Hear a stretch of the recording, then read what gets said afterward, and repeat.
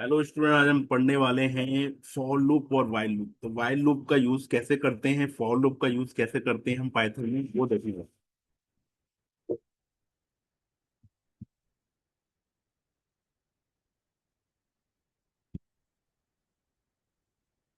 अब हम शुरू करते हैं वाइल लूप और फॉर लूप को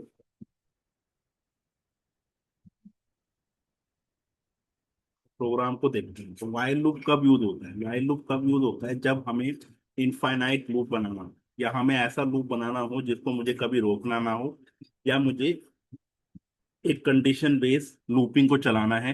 तो वहां पर हम क्या करते हैं, वाइल लूप को यूज करते हैं। अब कैसे हम वाइल लूप को चलाते हैं आइए देखते हैं। सबसे पहले मैंने एक वाइल लूप का प्रोग्राम बना रहा हूँ। मैं लिख रहा हूँ वाइल ट्रू। अब ट्रू क्या है? ट्रू हमारा बोलियन ऑपरेटर होता है, ट्रू एंड फॉल्स। ठीक है। अगर हम सी और सी प्लस प्लस की प्रोग्राम की बात करें तो वहां जीरो और वन को ट्रू एंड फॉल्स माना जाता है, वन को ट्रू और फॉल्स को जीरो। इसी तरह से वाइल ट्रू मतलब जब तक ट्रू रहेगा, जब तक सच रहेगा, तब तक वो प्रिंट होता रहेगा। क्या प्रिंट करेगा? कुछ भी प्रिंट कर सकते हो। जैसे मैं प्रिंट कर रहा हूँ बेस्ट कंप्यूटर इंस्टीट्यूट, प्रिंट कर रहा हूँ।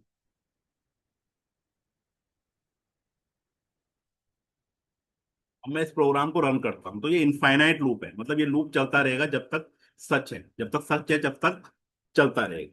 ठीक है। अगर मैं इसको रन करता हूँ, जैसे मैं इसको रन करता हूँ, आप देखोगे ये लूप हमेशा चलता जाएगा, इसको आप रोक नहीं सकते हो। ठीक है। तो अगर मैं इसको रन कर रहा हूँ तो बार बार आपका क्या आएगा? बेस्ट कंप्यूटर इंस्टीट्यूट प्रिंट होता जाएगा। ठीक है। अब आप देख सकते हैं कि ये बार बार बेस्ट प्रिंट होता चला जा रहा है। तो ये इसका इनफाइनाइट लूप है, चलता जाएगा जब तक आप इसको रोकोगे नहीं। या तो आप प्रोग्राम को बंद करेंगे, या तो रोकने के लिए ब्रेक और कंटिन्यू का यूज करते हैं इंटरप्रेट करने के लिए किसी लूप को। तो उसको हम आगे पढ़ेंगे। यहाँ पे हम देखें कि जब तक सच है तब तक वो प्रिंट होता जाएगा। तो ये इनफाइनाइट लूप का एक प्रोग्राम है। तो अब हम देखते हैं कि कंडीशन बेस्ड वाइल लूप को कैसे चलाया जाता है। तो कंडीशन बेस्ड वाइल लूप कैसे चलता है आइए देखते हैं। सबसे पहले हम एक इनिशियलाइज करेंगे एक वैल्यू। मैंने इनिशियलाइज कर दिया वन। तो वन क्या है? वन एक असाइन वैल्यू है कि आई की वैल्यू मैंने वन रखी है शुरुआत में। और एक वाइल जब तक वन चलेगा, जब तक आई 10 नहीं हो जाता। अब इसमें भी देखो, अगर मैंने कोलन नहीं लगाया और मैंने सीधा एंटर कर दिया तो यहाँ पर एरर आ जाएगा। कौन सा एरर आएगा? इंडेंटेशन का एरर आएगा। जब कोलन लगाते हैं और एंटर करते हैं तो वो उसके इनसाइड चला जाता है। आई लेस देन इक्वल टू 10, उसके इनसाइड वो चला जाता है। ठीक है। अब मैं यहाँ पे प्रिंट कर रहा हूँ आई। मैंने आई को प्रिंट तो कर दिया, पर मैंने कोई इंक्रीमेंट नहीं दिया। अब आई को 10 तक पहुंचने के लिए आई को इंक्रीमेंट होना पड़ेगा। अगर मैं बिना इंक्रीमेंट के इसको प्रिंट करूंगा तो बार बार क्या प्रिंट होगा? बार बार वन ही प्रिंट होगा, होता जा रहा है। क्योंकि मैंने 10 तक पहुंचने के लिए, लूप कब रुकेगा? जब वो 10 तक पहुंचेगा, पर वो 10 तक तो पहुंचा ही नहीं। क्यों नहीं पहुंचा वो 10 तक? क्योंकि मैंने कोई इंक्रीमेंट नहीं किया है। मैं सिर्फ प्रिंट आई कर रहा हूँ, तो बार बार वन ही प्रिंट होता जाएगा। अब मुझे क्या करना है? मुझे उसको 10 बनाना है। तो 10 बनाने के लिए मुझे आई को बढ़ाना पड़ेगा। तो आई को कैसे बढ़ाऊंगा? आई प्लस इक्वल टू वन करूंगा। या तो मैं ऐसे लिख सकता हूँ, या तो मैं इसको ऐसे भी लिख सकता हूँ कि I equal to I plus. इससे भी इंक्रीमेंट होगा, और आई प्लस इक्वल टू वन लिखेंगे तो इससे भी इंक्रीमेंट होगा। अब हम देखते हैं, इसको रन करते हैं। तो अब आई 10 तक पहुंचेगा, और जब 10 तक पहुंचेगा उसके बाद ही लूप रुकेगा, क्योंकि मैंने यहाँ पे कंडीशन दी है आई लेस देन इक्वल टू 10। जब तक आई 10 नहीं हो जाता तब तक वो प्रिंट होता रहेगा। तो मैं इसको रन कर रहा हूँ। जैसे ही मैं इसको रन करूंगा आप देखोगे यहाँ पर एक से लेकर 10 तक प्रिंट हो जाएगा। ठीक है। अभी ये लूप चल रहा है तो इसको बंद करना पड़ेगा और दोबारा ओपन करना पड़ेगा। तो मैं दोबारा ओपन करता हूँ, फिर से इस प्रोग्राम को चलाता हूँ।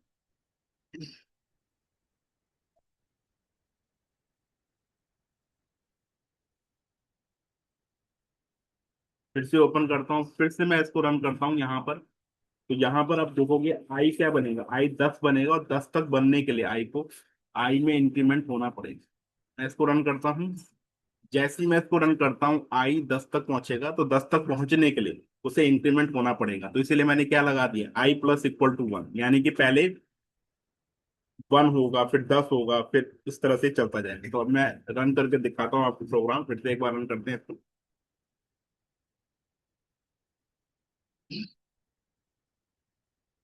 तो मैंने रन कर दिया है, और आप देखोगे कि यहाँ पे 1 से लेकर 10 तक प्रिंट हो चुका है।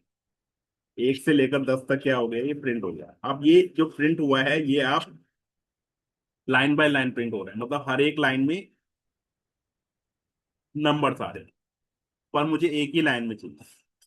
अगर मुझे एक ही लाइन में चाहिए तो मुझे यहाँ पर एक कीवर्ड यूज करना पड़ता है, एंड कीवर्ड, और वहां पर मैं सिंगल कोटेशन मार्क लगा के एक स्पेस दे दूंगा ताकि नंबर्स के बीच में स्पेस आए। और जब भी मैं इसको रन करूंगा आप देखोगे 1 से लेकर 10 तक ये प्रिंट हो जाएगा।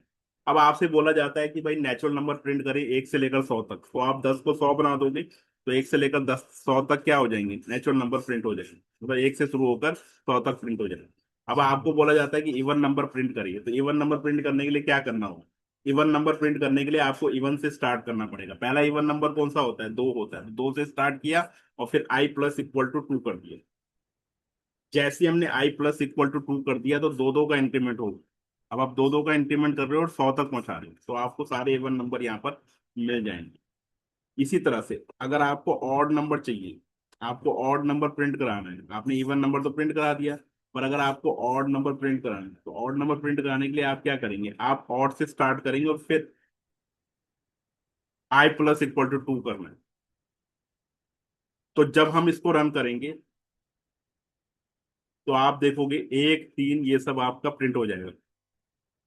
1 3 5 7 9 ये सारे आपके जो ऑड नंबर्स हैं वो सारे के सारे क्या हो गए, प्रिंट हो गए। तो इस तरह से हम वाइल लूप को चला सकते हैं। तो आई थिंक आपको समझ आया होगा वाइल लूप काम कैसे करता है और किस तरह से चलता है। ठीक है, अब हम आगे बढ़ते हैं। आगे अगर हम पढ़ें तो फॉर लूप के बारे में हम जानने वाले हैं कि फॉर लूप कैसे काम करता है। वाइल लूप में हमने देखा कि इनफाइनाइट लूप के लिए वाइल लूप यूज होता है। जब हम कंडीशन देते हैं तो तभी हम वाइल लूप को रोक सकते हैं। पर फॉर लूप में हम रेंज फंक्शन का यूज करते हैं और उस रेंज के अकॉर्डिंग हम डिफाइन करते हैं कि हमें लूप को कहाँ से कहाँ तक चलाना है। तो हम इसको देखते हैं कैसे कर सकते हैं। तो मैंने लिखा, मैंने यहाँ पे फॉर लगा दिया, फॉर आई। आई एक वेरिएबल है। आई क्या है, एक वेरिएबल है, इन एक मेंबरशिप ऑपरेटर होता है। फॉर आई इन रेंज, इस रेंज में, और रेंज एक फंक्शन है और रेंज मैं यहाँ पे डिफाइन कर रहा हूँ। पहला जो आर्गुमेंट होता है रेंज का वो होता है कि कहाँ से स्टार्ट कर रहा हूँ मैं, 1 से स्टार्ट कर रहा हूँ और मुझे कहाँ तक जाना है, मुझे 10 तक जाना है। ठीक है, अगर मैं यहाँ पे तीसरा आर्गुमेंट नहीं लिखता हूँ, कुछ भी नहीं लिखता हूँ तीसरे आर्गुमेंट में, तो ऑटोमेटिक वो एक एक नंबर बढ़ाएगा। तो हमने यहाँ पे कोलन लगाया और एंटर किया और प्रिंट कर दिया आई। अब जैसे मैंने आई को प्रिंट किया तो आप देखोगे फॉर लूप से क्या हो गया, आई हमारा प्रिंट हो गया। तो हम रन कर रहे हैं यहाँ तक और 1 से लेकर 10 तक प्रिंट हो जाए। तो हर बार एक नंबर प्रिंट हो रहा है आपका, 1 2 3 4 इस तरह से प्रिंट हो जा रहा है। ठीक है, पर आप एक चीज नोटिस करो, ये 9 तक प्रिंट हुआ है, 10 तक प्रिंट नहीं हुआ, क्योंकि एक नंबर कम चलता है। यहाँ पे 10 का मतलब क्या है कि 10 नंबर चाहिए, मतलब नंबर ऑफ एलिमेंट कितने चाहिए, 10 चाहिए। अब नंबर ऑफ एलिमेंट 10 चाहिए पर मैं स्टार्ट कहाँ से कर रहा हूँ, 1 से कर रहा हूँ, क्योंकि ये 0 से बाय डिफॉल्ट स्टार्ट होता है। यानी कि 0 से 9 तक चलेगा अगर मैं 10 नंबर कह रहा हूँ। ठीक है, तो अगर 0 से स्टार्ट तो मैंने किया ही नहीं, मैंने किससे स्टार्ट किया, 1 से स्टार्ट किया, तो 1 से लेकर 9 तक आ रहा है। अगर आपको 10 नंबर चाहिए 1 से लेकर 10 तक तो आपको यहाँ पे 11 लिखना पड़ेगा, क्योंकि एक नंबर एक कम चलता है। अब हम रन करेंगे तो यहाँ पर अगर हम रन करते हैं, आप रन कर रहे हैं तो आप क्या कर रहे हो, 1 से लेकर 10 तक ये प्रिंट हो रहा है। ठीक है, मैंने बता दिया कि ये ऐसा क्यों एक कम क्यों प्रिंट हो रहा है, क्योंकि हमेशा रेंज जो स्टार्ट होगी वो कहाँ से होगी, 0 से स्टार्ट होगी। तो अगर मैं 11 लिख रहा हूँ तो यानी कि अगर मैं 11 लिख रहा हूँ तो 10 नंबर आएंगे, 0 से लेकर 10, 0 से 10 काउंट करोगे तो 11। अब यहाँ पर क्या है, एक एक नंबर इंक्रीमेंट कर दिया। अगर मुझे यहाँ पे इवन नंबर प्रिंट करना है तो बहुत आसान है इवन नंबर प्रिंट करना। आप स्टार्ट करें 2 से, आप स्टार्ट करें 2 से और एंड करें 100 तक, और उसके बाद आप दो दो का इंक्रीमेंट यहाँ पर कर दी। तो दो दो का इंक्रीमेंट जब हम करते हैं और रन करते हैं तो आप देखोगे कि यहाँ पर इवन नंबर प्रिंट हो गए। अब इवन नंबर जो प्रिंट हुए हैं वो आपके एक एक लाइन बाई हुए। आपको उसको हॉरिजॉन्टली करना है तो आप एंड कीवर्ड का यूज यहाँ पर कर लें। ठीक है, एंड कीवर्ड का यूज कर लें।